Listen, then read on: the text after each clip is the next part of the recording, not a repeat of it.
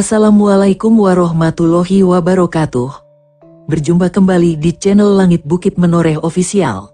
Di kesempatan kali ini, akan melanjutkan cerita di video sebelumnya, sebuah cerita karya Ebes, yang berjudul, Babat Negeri Leluhur, episode yang ke-28.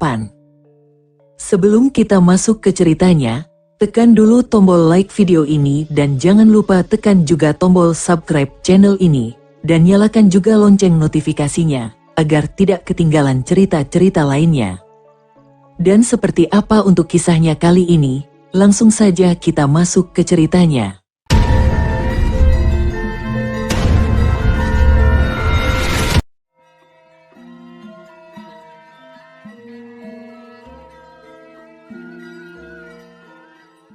Lepaskan aku Kang Bok Mayang, biar aku hajar wanita yang tidak tahu diri seperti dia. Dewi Anggarawati berusaha melepaskan tangan Sekar Mayang yang menariknya. Kalian bisa diam tidak? Teriakan keras Panji Watu Gunung membuat Dewi Anggarawati dan Ayu Galuh terdiam seketika. Mereka takut melihat wajah Panji Watu Gunung yang menunjukkan amarahnya. Sekarang kalian semua keluar, aku mau istirahat, teriak Panji Watu Gunung sambil menunjuk pintu kamar. Ratna Pitaloka dan Sekar Mayang bergegas keluar, namun Ayu Galuh masih berdiam diri di dalam kamar. Melihat perempuan itu masih di kamar Panji Watu Gunung, Dewi Anggarawati mengurungkan niatnya untuk keluar kamar.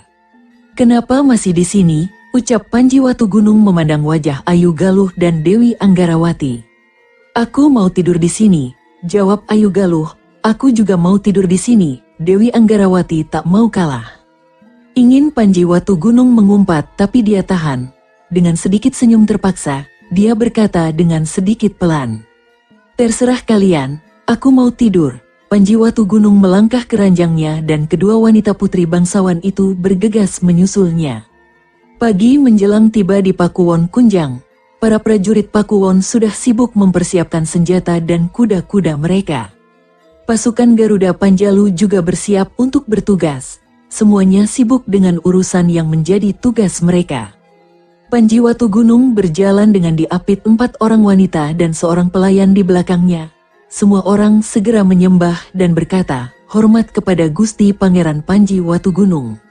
Setelah beberapa pengarahan, pasukan Garuda Panjalu dibantu pasukan Pakuwon Kunjang dan dipimpin langsung oleh Panji Watu Gunung bergerak cepat menuju markas para pengacau keamanan.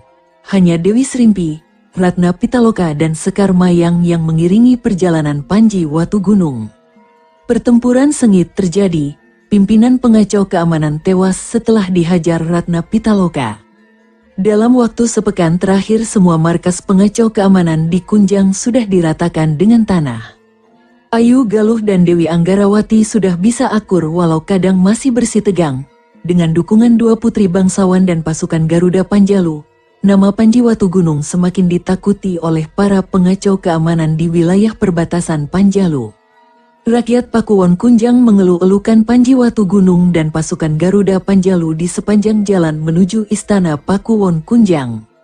Sesampainya di Istana Pakuwon, Panji Watu Gunung segera menuju bangsal peristirahatan dan disambut oleh dua putri bangsawan yang sangat mencintainya.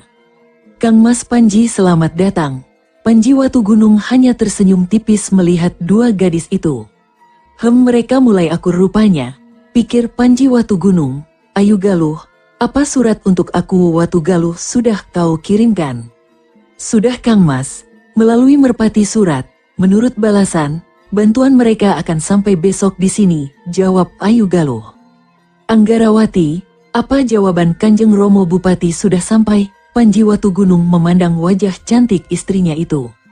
"Belum Kang Mas, utusan yang aku kirim belum juga kembali," sahut Anggarawati sambil tersenyum manis. Memang kita butuh pasukan besar ya Kakang?" tanya Ratna Pitaloka. "Berdasarkan laporan Telik Sandi, Gunung Kematian setidaknya ada 400 orang lebih di markas besarnya. Kekuatan kita hanya 150 prajurit, belum lagi yang tinggal di markas besar mereka adalah para tokoh golongan hitam yang berilmu tinggi. Kalau kita hanya mengandalkan keberanian, maka kita hanya mengantar nyawa ke sana." Panji Watu Gunung memijat kepalanya yang tiba-tiba terasa sakit. Semua orang terdiam memikirkan semua itu, bagaimana kalau Denmas Panji meminta bantuan ayahku? Suara merdu Dewi Srimpi memecah keheningan di serambi peristirahatan Pakuwon Kunjang. Panji Watu Gunung segera menoleh pada gadis itu. Apa ayahmu mau membantuku? Tentu saja mau jika Denmas Panji meminta bantuan langsung kepada ayah, jawab Dewi Srimpi sambil menunduk. Setidaknya ada 50 orang lebih pengikut Kelabang Koro. Mereka berilmu tinggi, rata-rata memiliki keahlian dalam meracik racun. Tidak buruk, kata Panji Watu Gunung sambil manggut-manggut. Kita hanya bisa mengandalkan kekuatan bantuan dari luar Pakuwon jika ingin menyerbu mereka. Kekuatan Gunung Kematian masih terlalu besar meski kita sudah mengurangi ratusan anggota mereka. Sambil menunggu bantuan pasukan dari Watu Galuh dan Gelang-Gelang, besok aku akan menemui Kelabang Koro bersama Srimpi. Paman Saketi, perkuat penjaga di sekeliling istana Pakuwon, ucap Panji Watu Gunung. Sendiko dawuh Gusti Pangeran, ucap Ki Saketi sambil mundur dari serambi peristirahatan Pakuwon Kunjang. Semua orang segera membubarkan diri. Setan Gundul terkejut mendengar kematian muridnya Setan Banyu di tangan Ratna Pitaloka dari telik sandinya. Matanya berkilat marah. Setan Gundul menggebrak meja dengan kasar. Berak meja kayu itu hancur berkeping-keping. Bedebah. Akan ku balaskan dendammu, siluman Banyu. Pasti ku balaskan, teriak Setan Gundul. Pria paruh baya itu segera keluar dari melangkah masuk ke serambi kediaman Dewa Maut, pimpinan perguruan Gunung Kematian. Julung Wangi, si iblis biru juga sudah ada di dalam serambi kediaman Dewa Maut. Setan Gundul, duduklah, ada perlu apa kau kemari? Tanya Dewa Maut sambil mengelus jenggotnya. Mata kakek tua itu terlihat menyeramkan. Maaf guru, aku baru saja menerima laporan telik sandi. Katanya muridku Setan Banyu tewas oleh pasukan Garuda Panjalu, ujar Setan Gundul. Bukan muridmu saja, murid-muridku juga tewas, sahut iblis biru dengan wajah datar. Pasukan itu tidak bisa dianggap enteng, Setan Gundul. Segera kirim pesan ke iblis Bukit Jerangkong. Apa jawabannya jika kita menyerbu Pakuwon Kunjang, kata Dewa Maut sambil mengelus jenggotnya. Setan Gundul mengangguk dan bergegas meninggalkan serambi kediaman Dewa Maut. Dewa Maut masih termenung di serambinya. Firasatku mengatakan kita akan segera bertempur melawan pasukan itu. Apa kau siap membantai mereka? Julung Wangi alias iblis biru mengangguk dengan cepat. Pagi itu sedikit mendung. Mendekat pertengahan musim penghujan, kadang cuaca bisa berubah dalam beberapa saat saja. Panji Watu Gunung mengelus dadanya. Rasanya masih terasa sakit, dia baru saja berganti baju setelah membersihkan diri. Ayu Galuh masih tertidur di atas ranjangnya.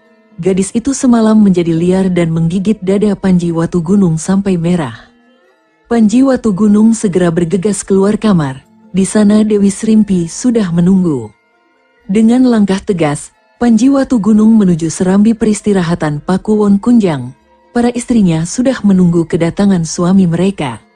Sekar Mayang yang tidak melihat Ayu Galuh segera bertanya, "Putri Raja itu mana Kakang? Belum bangun tidur dia?" Panji Watu Gunung hanya tersenyum sambil menggelengkan kepalanya. Dasar manja, di mana-mana putri bangsawan selalu sama saja. Mendengar kata-kata Sekar Mayang itu, mata Dewi Anggarawati mendelik tajam. Sekar Mayang yang melihat tatapan mata Dewi Anggarawati segera menyambung kalimatnya. "Kecuali kamu." Semua tertawa terbahak-bahak mendengar kata-kata Sekar Mayang. Mereka lalu makan dengan lahap. Masakan pagi ini terasa nikmat. Usai makan, Panji Watu Gunung dan Dewi Srimpi segera bergegas meninggalkan istana Pakuwon Kunjang. Kuda-kuda mereka melesat cepat menuju ke utara. Ayu Galuh berlari menuju serambi depan. Kepalanya celingukan mencari Panji Watu Gunung. Melihat Sekar Mayang, Ayu Galuh segera bertanya, "Kang Mas Panji Watu Gunung kemana? Kok sudah tidak ada?" Sekar Mayang melengos pergi tanpa menjawab. Ayu Galuh menggeram kesal merasa diacuhkan. "Selir busuk, kau berani mengacuhkanku. Kenapa tidak? Aku lebih jago bela diri darimu. Kakang Watu Gunung juga lebih mencintaiku. Kalau aku mengacuhkanmu, lantas kau mau apa?" jawab Sekar Mayang dengan tengil.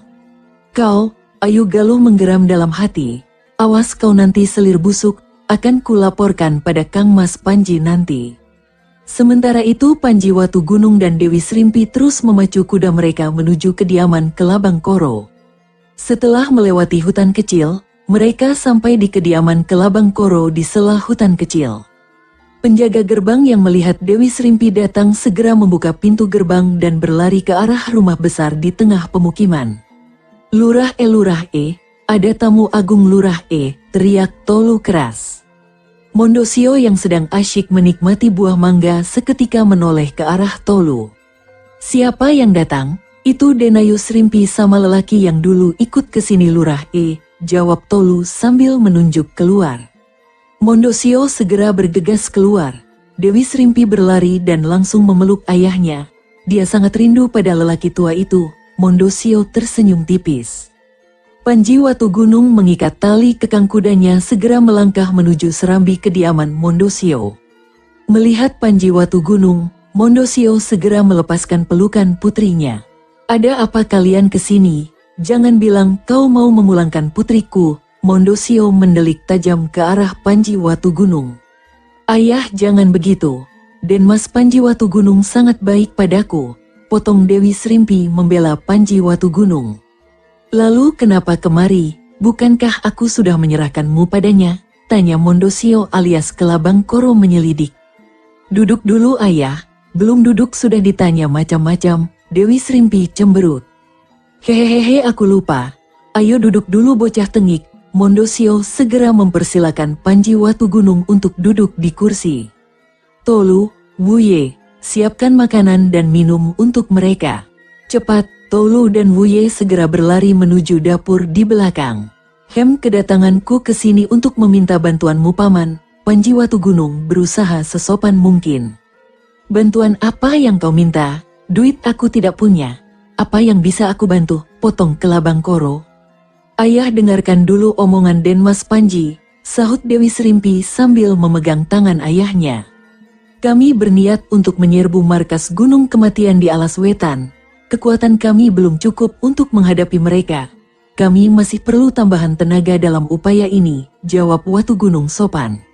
Kalau aku tidak mau, jawab Mondosio cepat. Tidak mau ya tidak apa-apa. Aku tidak bisa memaksa paman. Tapi Dewi Srimpi akan ku tinggal di sini. Aku tidak mau dia menjadi korban dari pertempuran nanti, jawab Watu Gunung tenang. Seketika wajah cantik Dewi Srimpi menjadi kusut.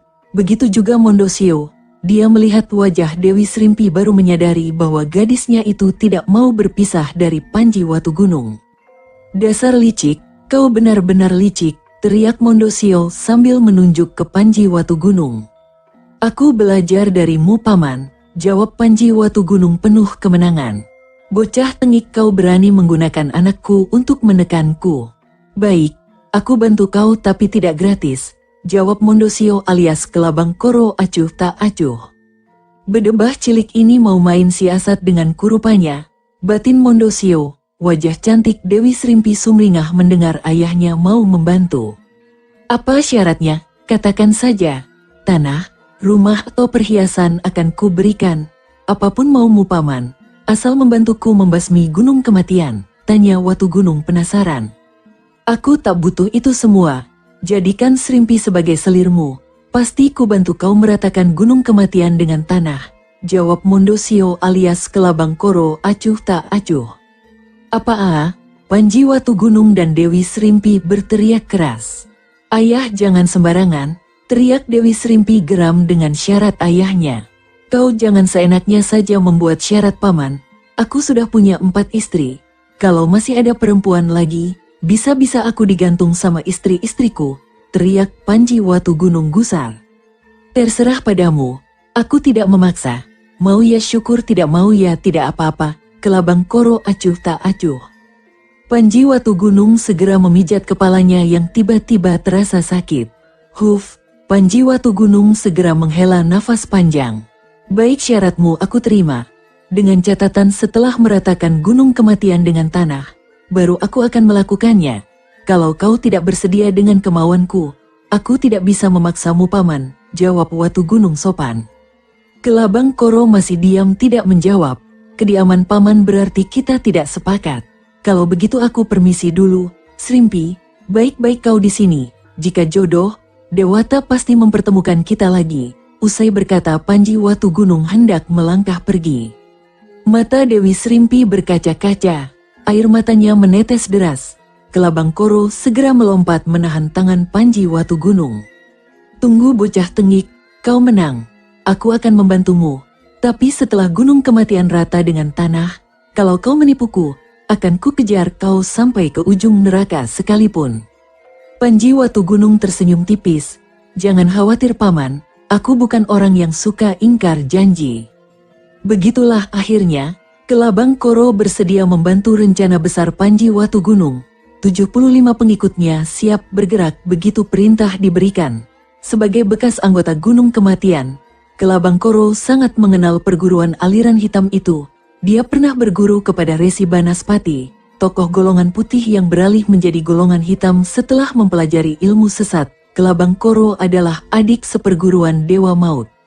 Setelah beberapa lama Dewi Srimpi melepas rindu pada ayahnya, menjelang tengah hari Panji Watu Gunung dan Dewi Srimpi segera undur diri untuk ke istana Pakuwon Kunjang. Sepanjang perjalanan, keduanya hanya diam seperti sedang memikirkan sesuatu. Saat sampai di istana Pakuwon Kunjang, keadaan istana Pakuwon menjadi lebih ramai. Ternyata bantuan dari Watu Galuh yang dipimpin Bekel Setiaka sudah sampai. 100 prajurit bersenjata lengkap dengan kuda-kuda pilihan. Bekel Setiaka yang pernah membantu penyerbuan markas Kalajengking Biru, kali ini ditugaskan langsung oleh Aku Hangga Amarta untuk membantu tugas Panji Watu Gunung. Setiaka menghaturkan sembah kepada Gusti Pangeran Panji Watu Gunung, ujar Bekel Setiaka sambil berlutut di depan Panji Watu Gunung. Dia sudah mendengar kabar dari kawannya yang menjadi utusan untuk Watu Gunung. Paman Setiaka, kenapa seperti itu? Berdirilah paman. Aku masih Watu Gunung yang kemarin paman traktir makan, kata Panji Watu Gunung yang membuat Setiaka semakin menaruh hormat kepadanya. Mereka lantas bercakap-cakap di serambi peristirahatan Pakuwon Kunjang. Menjelang sore hari, bantuan untuk Watu Gunung terus berdatangan. Empu Kebi dari Pakuwon Randu meminjamkan 50 prajurit pilihannya dipimpin Bekel Perang Bakat, dan dari Istana Daha, Tumenggung Adiguna beserta 100 pasukannya merapat sore itu. Suasana Pakuwon menjadi ramai. Akuwu Rakeh Kepung bahkan meminta bantuan para Rama Wanua wilayah Pakuwon Kunjang mengirim orang untuk mengurusi urusan dapur. Malam itu di Paseban Pakuwon Kunjang, seluruh pembesar dan bangsawan yang ada berkumpul. Mereka mendengar suara Panji Watu Gunung yang menjadi pemimpin tertinggi pasukan gabungan. Akuwu Rakeh Kepung, Tumenggung Adiguna, Kisaketi, Bekel Setiaka, dan Bekel Perang Bakat mendengarkan setiap kata yang keluar dari mulut sang panglima. Panji Watu Gunung menerangkan tentang rencana dan suasana Gunung Kematian sesuai arahan Kelabang Koro. Apakah ada pertanyaan? Silahkan diutarakan, ujar Panji Watu Gunung di akhir penjelasannya. Maaf Gusti Pangeran, kapan kita bergerak? Tanya Bekel Setiaka. Kita bergerak besok saat matahari sepenggal naik. Kita tidak bisa membiarkan mereka terlalu lama, jawab Watu Gunung tegas. Apakah penunjuk jalan sudah siap Gusti Pangeran? Tanya Bekel Perang Bakat dari Pakuwon Randu. Paman Saketi sudah menyiapkan orang untuk menjadi penunjuk jalan di beberapa pecahan pasukan pemanahnya, Panji Watu Gunung tenang. Semua orang tampak lega mendengar jawaban Panji Watu Gunung. Setelah dirasa cukup, semua orang membubarkan diri untuk bersiap berperang melawan Gunung Kematian. Dewi Srimpi tersenyum tipis sambil memandang Panji Watu Gunung yang berjalan menuju pintu kamarnya diiringi Ratna Pitaloka. Giliranku akan segera datang. Pagi itu saat matahari sepenggal naik, pasukan Panji Watu Gunung mulai bergerak menuju ke markas besar Gunung Kematian. Dengan jumlah sekitar 500 orang berkuda, pasukan itu bagai gelombang banjir di jalan Pakuwon Kunjang. Panji Watu Gunung diapit dua selirnya dan Dewi Srimpi berkuda di belakang Landung dan Ludaka. Dewi Anggarawati dan Ayu Galuh tidak diperbolehkan ikut, dan hanya boleh menjaga markas pasukan Garuda Panjalu dibantu Ki Kuwu Rakeh Kepung. Landung membawa sebuah bendera hadiah dari Maharaja Daha berwarna biru dengan hiasan bergambar burung Garuda emas pada tengahnya. Pasukan itu bergerak cepat menuju utara. Di tikungan bukit, Kelabang Koro dan pengikutnya bergabung dengan pasukan itu. Panji Watu Gunung tersenyum melihat Kelabang Koro yang mengenakan jubah warna hijau seperti warna Koro. Setelah beberapa saat kemudian, pasukan bergerak cepat ke timur menuju ke markas perguruan Gunung Kematian. 100 tombak dari depan pintu gerbang Gunung Kematian, Panji Watu Gunung memberikan isyarat agar pasukan pemanah yang berjumlah 100 orang dipecah menjadi 2 bagian. Satu bagian dipimpin oleh Ludaka bergerak ke pepohonan hutan di sisi utara. Satu bagian dipimpin oleh Rajekwesi bergerak ke sisi selatan tebing batu. Setelah itu, pasukan utama bergerak menuju pintu gerbang Gunung Kematian. Para penjaga gerbang markas terkejut melihat ratusan orang berpakaian prajurit bergerak cepat menuju markas mereka. Lonceng dan kentongan tanda bahaya segera berbunyi. Ratusan orang berbaju hitam dengan ikat kepala berhias segitiga putih di tengah segera merangsek menuju ke gerbang utama. Panji Watu Gunung dan pasukannya berhenti 20 tombak dari gerbang.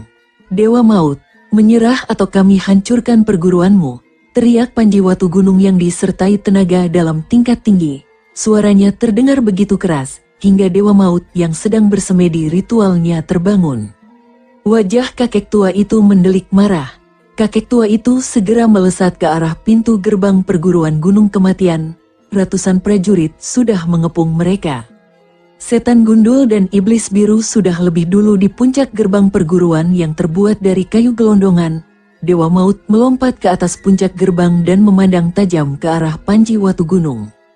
Bocah ingusan, berani menyatroni markas Gunung Kematian. Sudah bosan hidup kau, ha? Bukan bosan hidup, tapi bosan melihat tindakanmu yang menjadi perampok di wilayah Panjalu, balas Panji Watu Gunung segera. Hahaha, begundal Samarawijaya. Aku sudah lama menahan diri untuk tidak memancing keributan. Hari ini kalian sendiri mengantar nyawa padaku. Dewa Yama benar-benar sayang padaku. Seringai lebar menghiasi wajah Dewa Maut. Sombong sekali kau Galapati. Gelarmu memang Dewa Maut, tapi kau bukan Dewa Yama. Kelabang Koro memanggil nama asli Dewa Maut. Mondosio, sebuah kejutan besar. Tak kusangka setelah sekian tahun mengasingkan diri, hari ini kau keluar sebagai anjing daha. Memalukan, teriak Dewa Maut mendelik tajam ke arah Kelabang Koro. Lebih baik aku menjadi anjing daha daripada menjadi perampok tengik sepertimu Galapati. Kelabang Koro meludah kasar. Kurang ajar, tadi aku masih memandangmu sebagai adik seperguruanku. Hari ini, murid murtad sepertimu akan kuantar meminta ampunan guru di neraka, teriak Dewa Maut geram. Buka gerbang, serang mereka. Pintu gerbang terbuka dan ratusan orang berpakaian hitam berlari menuju pasukan Panji Watu Gunung yang masih diam. Tiba-tiba ratusan anak panah menghujani orang-orang berbaju hitam. Srit Cerep Aug Jerit memilukan hati akibat hujan anak panah yang dilepaskan pasukan Ludaka dan Rajekwesi, memenuhi tempat itu. Puluhan orang tewas seketika. Setan gundul menepis anak panah dengan mengibaskan bajunya. Brak, anak panah hancur berantakan, kurang ajar. Main taktik licik kalian, teriak setan gundul. Dewa Maut segera menghantamkan tangan kanannya ke arah Rajekwesi. Angin dingin bercampur asap hitam mengerikan melayang cepat menuju ke arah pasukan Rajekwesi. Blam, Rajekwesi waspada dan melompat menghindari angin tenaga dalam. Namun 3 anak buahnya tewas seketika. Dewa Maut kembali menghantamkan tangan kanan ke arah pasukan Ludaka. Ludaka sigap memberi aba-aba untuk melompat dari pepohonan saat angin pukulan Dewa Maut menuju ke arah mereka. Cepat menghindar, blam, pepohonan hutan itu hancur berantakan terkena hantaman pukulan Dewa Maut. Ludaka dan anak buahnya yang bersenjatakan panah segera menghambur sambil melesatkan anak panah mereka. Anggota perguruan Gunung Kematian maju lagi setelah hujan panah berhenti. Sementara itu Kelabang Koro bergerak cepat diikuti anak buahnya menerjang anggota Gunung Kematian. Mereka merangsek maju ke dalam markas. Pasukan Garuda Panjalu langsung bergerak maju, diikuti pasukan Daha, Kunjang, Watu Galuh dan Randu. Pertempuran sengit terjadi di depan markas Gunung Kematian. Setan gundul melayang turun, tangannya mengincar kepala seorang prajurit Daha. Krek prajurit itu tewas dengan batok kepala hancur. Sekar Mayang segera melompat masuk menyabetkan selendang esnya ke arah setan gundul. Wus setan gundul melihat ada serangan segera menghindar. Tapi seorang anggota gunung kematian yang naas terhantam angin dingin tenaga dalam dari selendang es. Blar, orang itu tewas seketika dengan dada membeku. Setan gundul terkejut melihatnya. Selendang es, gadis tengik, apa hubunganmu dengan tangan api dari padas putih? Teriak setan gundul. Tangan api adalah guruku. Apa kau takut? Sekar Mayang mengejek setan gundul. Keparat, bahkan jika gurumu sendiri yang kesini aku tidak takut. Usai berteriak, setan gundul bergerak aneh. Dia bergerak seperti gasing, tubuhnya yang pendek memegang pedang pendek berwarna hitam merangsek maju ke arah Sekar Mayang. Sekar Mayang melompat ke atas sambil mengibaskan selendang esnya, namun gerakan aneh setan tua itu dengan mudah menghindarinya. Sementara itu, Ratna Pitaloka yang melesat maju dihadang seorang lelaki muda berpedang dua, murid iblis biru yang bergelar pedang neraka. Gadis cantik, aku adalah lawanmu. Pedang neraka mengayunkan pedangnya mengincar dada Ratna Pitaloka yang menjatuhkan diri sambil menghantamkan tangan kanannya. Angin pukulan tenaga dalam meluncur cepat, pedang neraka memutar tubuhnya dan melompat mundur 2 tombak. Ratna Pitaloka segera berdiri dan mencabut pedang bulan kembarnya. Pedang neraka pun mencabut pedang keduanya yang lebih pendek dengan tangan kiri. Pertarungan sengit antara pemakai pedang ganda segera terjadi. Jurus demi jurus sudah dilewati.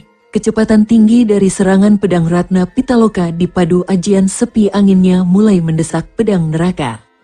Tring, benturan pedang beraliran tenaga dalam menciptakan bunga api kecil. Ratna Pitaloka kembali menyabetkan pedang ke arah pedang neraka, dan pemuda itu menangkis dengan pedang panjangnya. Tangan kiri pedang neraka yang memegang pedang pendek mengayun mengincar perut Ratna Pitaloka. Namun perempuan itu melompat ke udara dan bersalto sambil menebas punggung pedang neraka. Ceras punggung kanan pedang neraka sobek dan mengucurkan darah segar. Kurang ajar, ku cabut nyawamu perempuan laknat, teriak pedang neraka sambil memegang bahu kanannya yang berdarah. Sambil menahan sakit, pedang neraka menerjang ke arah Ratna Pitaloka dengan gerakan membabi buta. Ratna Pitaloka bergerak lincah menghindari sabetan senjata pedang neraka. Dalam 10 jurus, luka sayatan di tubuh pedang neraka sudah bertambah banyak. Gerakannya menjadi lambat karena banyak kehilangan darah. Dengan satu gerakan cepat, Ratna Pitaloka mengincar leher pedang neraka yang terhuyung-huyung setelah benturan pedang. Pedang neraka tak bisa mengelak saat pedang Ratna Pitaloka menebas lehernya.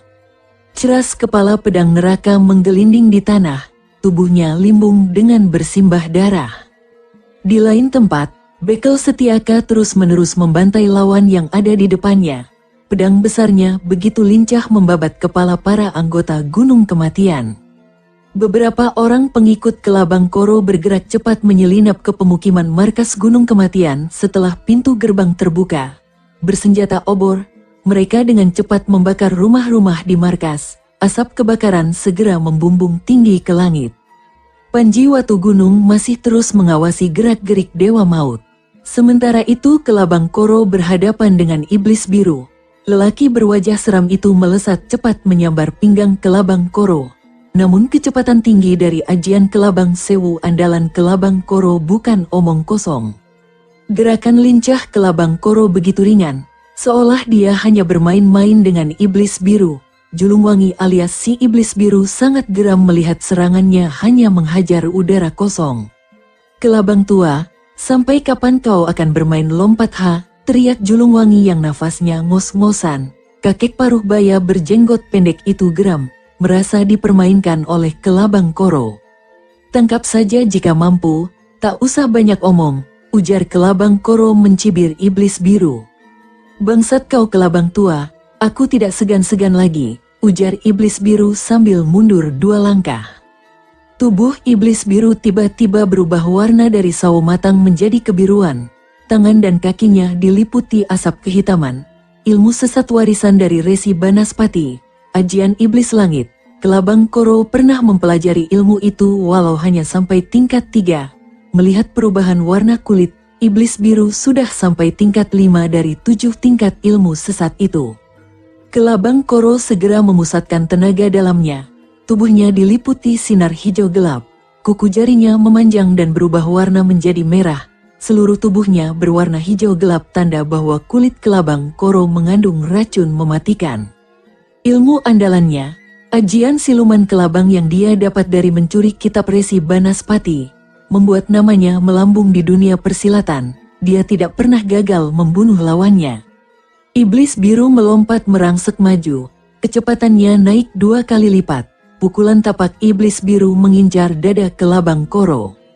Tubuh kelabang Koro berkelit ke samping, kukunya mengincar perut iblis biru. Melihat serangannya kandas dan balik diserang, iblis biru segera melompat ke udara sambil menghantamkan tangan ke arah kelabang Koro. Kakek tua itu hanya mundur 1 tombak saat pukulan tapak iblis biru menghajar tanah. Duarer, iblis biru yang baru menjejak tanah, langsung disambut cakaran tangan kelabang Koro yang mengincar bahu kirinya. Seketika iblis biru menjatuhkan tubuhnya ke tanah dan menghantamkan tangannya mengincar perut kelabang Koro. Angin dingin tenaga dalam meluncur cepat dan dengan cepat pula kelabang Koro bergerak menghindarinya. Kelabang tua ini berniat menguras tenaga dalamku, aku harus cepat. Iblis biru segera melompat mundur dan menyilangkan tangannya. Sinar biru pekat melingkupi seluruh tangannya. Pukulan tangan iblis, tidak buruk. Mau mengadu tenaga dalam denganku, akan kulayani, batin kelabang Koro. Gigi kelabang Koro gemeretak saat kedua tangannya diliputi sinar hijau kemerahan. Iblis biru melompat menerjang kelabang Koro. Pria tua itu tidak menghindar namun menyongsong pukulan tangan iblis dari iblis biru. Duarer, ledakan dahsyat terjadi. Iblis biru terlempar ke belakang sejauh 4 tombak dan menghantam tanah dengan keras. Dari mulutnya terus keluar darah segar, tanda luka dalam. Kelabang Koro terdorong ke belakang, dadanya sedikit sesak. Sebuah bayangan hitam melesat cepat dan membokong kelabang Koro dengan pukulan tangannya. Tubuh kelabang Koro terpelanting ke belakang. Sebuah bayangan berkelebat menyambar tubuh lelaki tua itu. Dewa Maut melihat muridnya terlempar segera melompat dan membokong kelabang Koro, kemudian mendekati tubuh iblis biru yang memucat. Mata iblis biru melotot menahan sakit. Pukulan kelabang Koro mengandung racun. Iblis biru tewas mengenaskan. Panji Watu Gunung yang menangkap tubuh kelabang Koro segera menotok urat nadinya. Darah segar mengalir dari mulut kakek tua itu. Dari mulut kelabang Koro keluar kata kutukan. Galapati, hari ini Gunung Kematian akan musnah dari dunia persilatan. Kisaketi terus menerjang maju. Sebagai wakil kepala pasukan Garuda Panjalu, dia yang merasa diangkat derajatnya oleh Panji Watu Gunung, bertarung layaknya banteng ketaton. Seorang anggota Gunung Kematian yang baru menyerangnya tidak menyadari bahwa dirinya sedang berhadapan dengan wakil kepala pasukan Garuda Panjalu. Dia menyerang Kisaketi dengan membabi buta. Kisaketi melompat mundur lalu setelah memijak tanah, melompat maju sambil membabatkan pedangnya mengincar dada anggota Gunung Kematian yang tak siap.